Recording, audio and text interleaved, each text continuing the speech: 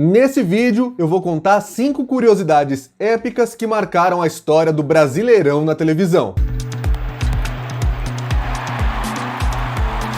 Muito bem, pessoal, sejam todos bem-vindos ao blog do Alan Simon, canal especializado em direito de transmissão, mídia esportiva e o lugar onde você sempre sabe onde o seu time joga. Já deixa o seu like, se inscreve no canal e não se esquece de ativar o sininho para receber notificações dos novos vídeos, beleza? No vídeo de hoje, a gente estreia um novo formato, a gente vai estrear novos formatos ao longo dos próximos dias e semanas aqui no nosso canal, é uma nova fase pra gente, e nesse vídeo a gente vai listar algumas curiosidades. E diga-se de passagem, todas elas podem merecer um vídeo específico em um dos novos formatos que a gente vai trazer aqui, que é o Mini Baú da Mídia. A partir de agora a gente vai ter o nosso antigo formato do Baú da Mídia Esportiva desmembrado em dois. Vai ter o Baú da Mídia.doc para os vídeos maiores, história da Copa do Mundo, por exemplo, história da final da Champions League que eu já fiz, e o Mini Baú da Mídia, que é inspirado no quadro Pequenas Grandes Histórias do ótimo canal Splash and Go do Rodrigo, um canal sobre Fórmula 1, beleza? Então, nesse vídeo, já vai deixando nos comentários aí qual das histórias que eu vou contar aqui que você quer um vídeo só pra ela. E vamos começar com a primeira curiosidade, que é relacionada à Band. Campeonato Brasileiro. Oferecimento Pênalti, marca de profissional. Enlatados Perdigão, então manda. E Cosmos Anadige, 7 modelos à sua escolha. É uma questão de tempo.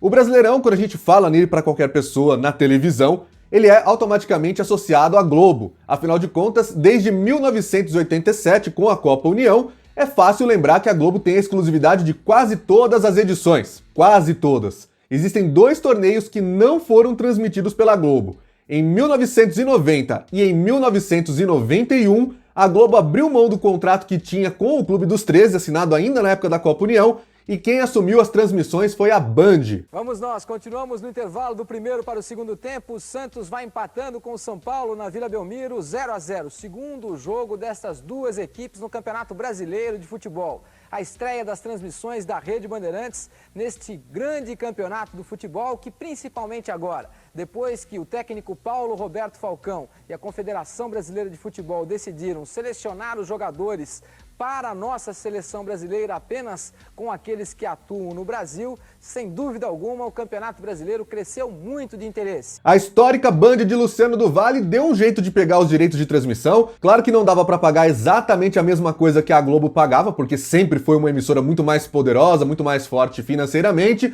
mas quando os clubes se viram sem a maior emissora do seu lado, foi muito melhor trazer o Canal do Esporte, uma equipe que estava dando muita audiência com futebol, com esportes, com Luciano do Vale, Silvio Luiz e tantos outros grandes nomes da narração, dos comentários e da reportagem. Então, logo na primeira temporada, em 1990, a Band entrou já com o carro andando, entrou com o campeonato já começado, mas de qualquer maneira fez um bom trabalho e teve uma baita sorte, que aliás costuma acontecer quando os campeonatos saem da Globo, né? Na primeira edição nós tivemos Corinthians e São Paulo fazendo uma final, um clássico, que a Band não pôde mostrar para a capital paulista no jogo de ida, mas sim no jogo de volta, e que conseguiu a maior audiência de sua história. Campeão pra valer! Corinthians, a festa é toda sua!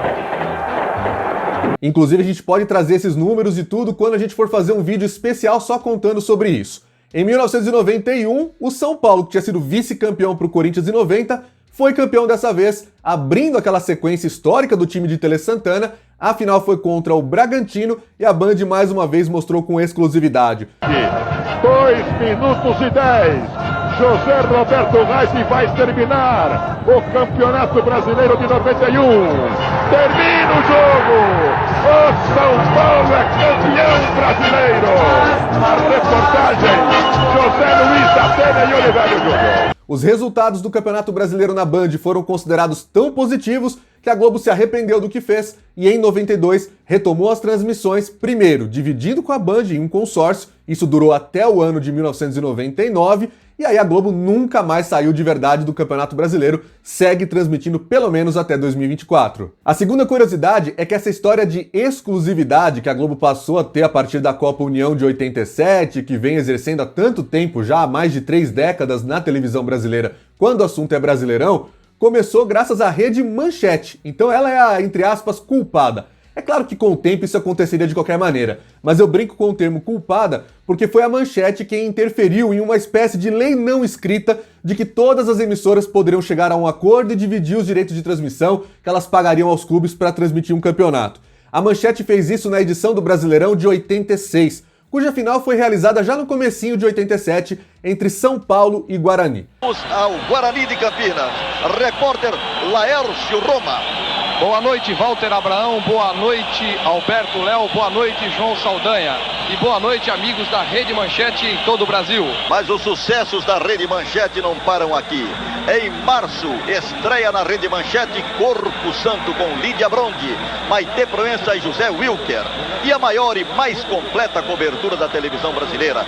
Até a fase semifinal, as emissoras se cotizavam. Elas chegavam a acordos individuais a cada jogo com os clubes e é por isso que sempre que eu falo de história do Brasileirão na televisão, eu considero de 87 pra frente, porque até então era uma bagunça. E nós temos então a Manchete fazendo um acordo diretamente com o CBF e os clubes para ter a exclusividade dos jogos entre São Paulo e Guarani. E foi assim que Globo, Record e Bandeirantes ficaram completamente fora de um campeonato que elas já tinham mostrado algumas fases anteriormente. A Globo, vendo isso, claro, provavelmente a incentivou a fazer um campeonato mais organizado com os clubes grandes em 87. Embora, é claro, a Copa União tenha tido vários defeitos, como por exemplo, pegar o Guarani, vice-campeão brasileiro de 86, e colocá-lo numa espécie de segunda divisão, que é o que a Copa União considerava o módulo amarelo, que a CBF considerou como um campeonato brasileiro. Mas isso também é uma outra história que a gente pode contar tanto aqui como lá no Estúdio Alan, que é um canal pra gente contar histórias do esporte fora da mídia esportiva também.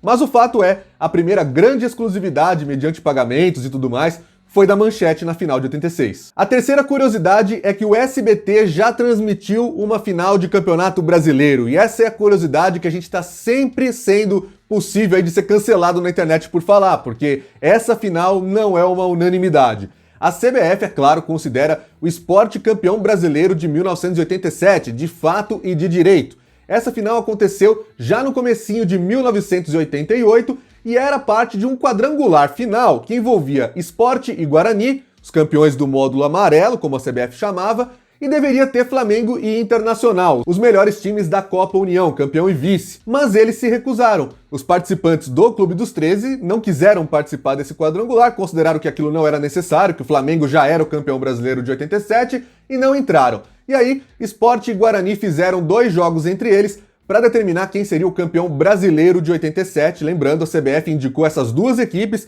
para representar o Brasil na Libertadores de 88. E o SBT, que tinha transmitido já as finais do módulo amarelo, aquela decisão por pênaltis que não terminou. Em virtude do futebol, nós não vamos ter o show de calouros hoje. Tem que ser um A mais caprichado. Não, mas tem que ser aquele A doído. E não vamos ter o show de calouros. Não fiquem tristes, vamos ter o Homem-Cobra. É um bom filme, vão ver agora o Homem-Cobra, vai passar agora na primeira sessão, depois vai repetir na segunda sessão.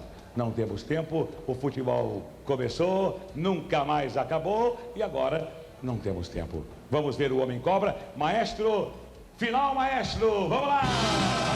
O SBT voltou a transmitir futebol com as decisões que fizeram do Sport o campeão brasileiro de 87. É claro, você tem todo o espaço do mundo para falar que não, que é o Sport, que é o Flamengo. Esse não é o meu tema aqui. O meu tema aqui é mídia esportiva e o fato é, o SBT sim transmitiu uma final de campeonato brasileiro e isso não dá para negar. Finalzinho do jogo, o título está em Recife. Acabou. Apita Luiz Carlos Félix.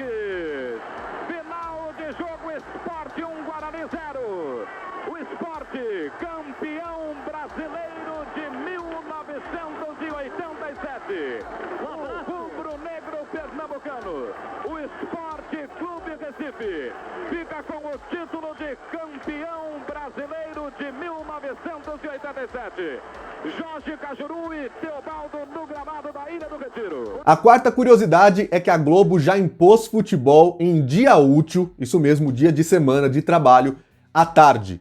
Isso aconteceu em 1998, de forma constante na tabela, muito por causa do horário eleitoral gratuito. 98 era ano de eleições presidenciais, eleições para governador, deputados, senadores. Foi o ano em que o presidente Fernando Henrique Cardoso se reelegeu. E a Globo, sabendo das dificuldades que o horário eleitoral trazia, ainda mais naquela época que ele era muito maior, ocupava muito mais espaço nas grades das emissoras do que hoje em dia, ela poupou de se colocar numa situação de ter que fazer vários estragos na sua grade noturna e resolveu estragar a vida do torcedor, colocando as suas transmissões da TV aberta para as tardes de quarta-feira, sempre às 3h30 da tarde. E isso, é claro, não trouxe nenhum benefício nem para o torcedor, nem para a audiência, e também ainda por cima deixou a Band bem brava, porque a Band ela poderia fazer a mudança que fosse na grade, o horário eleitoral não era um problema para ela. Mas prevaleceu a Globo, que pagava mais, que tinha mais poder, que mandava no futebol brasileiro, e como manda por muito tempo, e aí os jogos do Brasileirão foram parar mesmo nas tardes de dias úteis. E o pior, não só na época do horário eleitoral gratuito. A final daquele Brasileiro entre Corinthians e Cruzeiro foi realizada em uma quarta-feira à tarde. Futebol 98, Campeonato Brasileiro. Agora é tudo ou nada. Chegou a hora da grande final. Corinthians e Cruzeiro. Um jogão de bola que vai definir o grande campeão. Corinthians e Cruzeiro. Ao vivo, nesta quarta, a partir das 3h30 da tarde. Futebol 98. Causando vários problemas para o trânsito, lembrando, era um dia 23 de dezembro, faltando 2 dias para o Natal, um dia para a véspera, todo mundo correndo atrás ou de viajar ou de comprar presentes, compras de última hora, encerramentos dos trabalhos, enfim, foi uma bagunça e que causaria uma outra polêmica que a gente pode contar aqui no canal também, que é em 99 a Globo tentar fazer isso de novo, mas bater de frente com o então prefeito de São Paulo, Celso Pitta, que foi até a justiça impedir que isso acontecesse. A quinta curiosidade é que se você lembra que a gente teve uma batalha épica na justiça entre SBT e Globo pelo Paulistão 2003, algo parecido aconteceu um pouco antes no Campeonato Brasileiro, mas na TV por assinatura. Nos anos 90, a ESPN fechou um acordo com a CBF pelos direitos de transmissão da competição. Só que em 1997, um pouco depois, esse acordo da ESPN com a CBF era mais ou menos de 93, o Sport TV, via Globo, fez um acordo com o Clube dos 13. Olha só a bagunça acontecendo. Uma compra com a CBF e a outra com o Clube dos 13. Foi um acordo feito em que envolvia a Globo e a Band em TV aberta e a Globosat para a exploração do primeiro serviço de pay-per-view que seria criado, o Premiere, e também os jogos no Sport TV.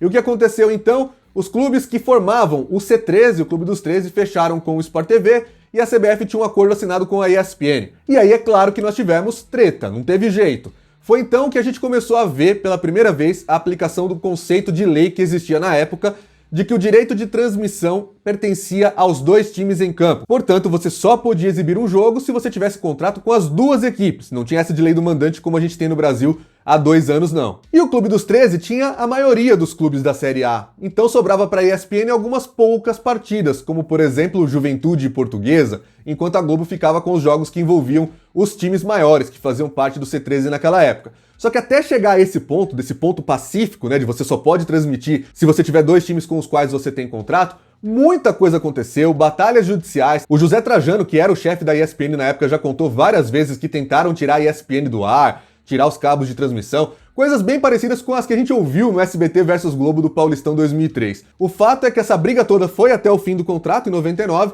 e a partir de 2000 a Globo passou a ter exclusividade total e inquestionável até a chegada do esporte interativo em 2019, usando esse mesmo pressuposto de que só podiam transmitir os times com os quais eles tivessem contrato um contra o outro. E foi assim que o Esporte Interativo /TNT mostrou o campeonato envolvendo times como Palmeiras, Santos, Internacional, Atlético Paranaense, Ceará, Fortaleza, enfim, tantos outros clubes, Bahia e tudo mais. E aí, quais dessas curiosidades você quer que eu faça vídeos contando especificamente as histórias delas no novo Mini Baú da Mídia? E ó, se prepara, porque vem aí o clube de membros do blog do Alan Simon. Você vai poder participar com diferentes planos de diferentes faixas para poder ajudar o trabalho aqui do canal, porque como eu falo para vocês, venho falando nas lives inclusive, tá cada vez mais difícil pra gente produzir conteúdo aqui na plataforma, principalmente porque hoje o blog do Alan Simon praticamente ficou sozinho na produção constante de vídeos sobre mídia esportiva. E isso é um problema. Para nós a concorrência sempre foi muito boa. Quando você não tem mais canais mostrando, falando sobre o mesmo tema, você deixa de ter aquela bolha de um canal sugerindo vídeos para o outro. Aqui, infelizmente, depois que esse vídeo termina, você acaba indo para um vídeo que está falando sobre futebol em geral e nunca mais acaba voltando. Então, ó, pra me ajudar nessa, deixa o seu like, se inscreve no canal, ativa as notificações no sininho e dá uma olhada nos outros vídeos que a gente tá recomendando pra você na tela final também, beleza? Esse é o blog do Alan Simon, o canal da mídia esportiva. Valeu!